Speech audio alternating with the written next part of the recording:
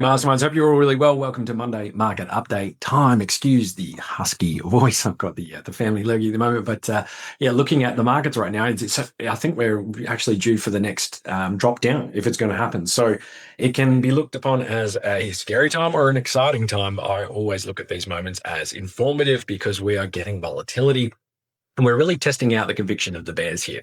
I think that this, as I've written just down here, rounding my overall thoughts off, which I'll go over in a sec, I think we're in the last gasp of the bears here, not long to go. So we're really probing around that 200-week moving average, testing conviction, going a little bit lower here. And that's my general thoughts around here. So decision time, oh, typo.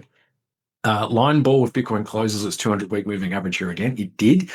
So it's slightly beneath it. Either way, it's an engulfing candle and a clear rejection of the 10-week EMA. Now, if we just look objectively at this chart, yes, we tried to run higher.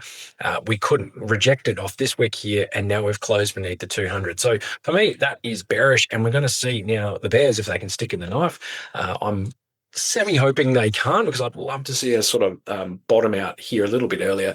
But I'll just point back to seasonality. Now, we can try and fight the trends of this sort of stuff night and day, but I think it is important just to embrace what history tells us. And when we see that July is normally a bit of a bounce month, which we saw Bitcoin have a little bit of a rebound after going beneath the 200, and then it tried to get back above the 200, did so for multiple weeks there. Now we're in August, now we're in September, and as you can see down here, the average returns of these months is pretty poor. It's not crazy bad, although some Augusts are.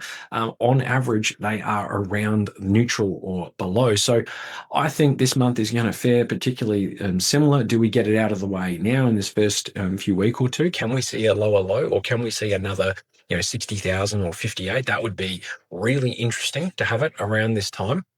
I'm still very cautious around yields. I think yields are very worrying right now in terms of the short-term bounce opportunity, short-term hopium. It's very difficult to see that happening with the 30 years breaking out and the 10-year breaking out. Now, stocks will do what stocks want to do. There'll be tantrums, there'll be risks that dips, all that. The blow up of Leopold Aschenbrenner, who was the golden boy, and his AI fund completely imploded, was a really nice little circuit breaker for the AI trade. I'm not convinced that the downward motion of that correction is over. It might be, and if it is, it just keeps going on its merry way.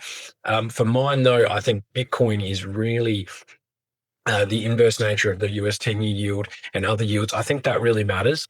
So I really think Bitcoin will start to move when we see a environment with looser monetary policy, or lower cost of capital. And I'm not really going on a limb saying that. It's just not very sexy. And we've been looking at other correlations which haven't quite gelled this cycle. So that's what I'm waiting for. And right now, it appears Bitcoin is going to try and round out the low here.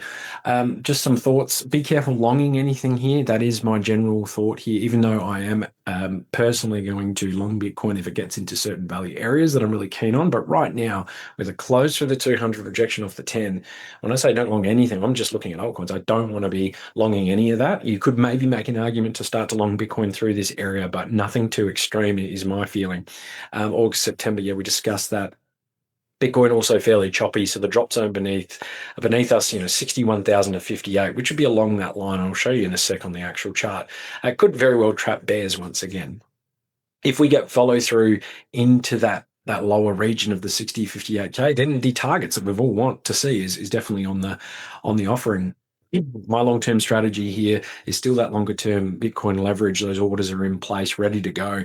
I am looking for short-term trading opportunities. Trend is down, Bitcoin weak, so shorts are preferred. So I know I said don't long anything, but you can always look at the trend. Shorts, things are closing, Bitcoin's looking weak. Okay, there might be some opportunities, but again, I think it's not an optimal trading environment. It's difficult. Even shorting has been a little bit difficult in terms of timing entries and not copying a big stop loss activation on the other side. So you can still lose money even if you've got the trade right, and even if you pick the trend right. So I personally did free up some stable coins on the loss of the 200. Now, I know I've been allocated for quite some time, since 67,000, but for me, it was just very obvious. The rejection off the 10 and the close beneath the 200, if it just rebounds nicely and sort of clears itself and settles on top of the 200 and the 10, then I'd be happy to re-enter on half my dynamic stack. But right now, I didn't delete all of it, but I got rid of some of my dynamic stack into stables just to give me some more flexibility, particularly when I'm looking at this longer term Bitcoin leverage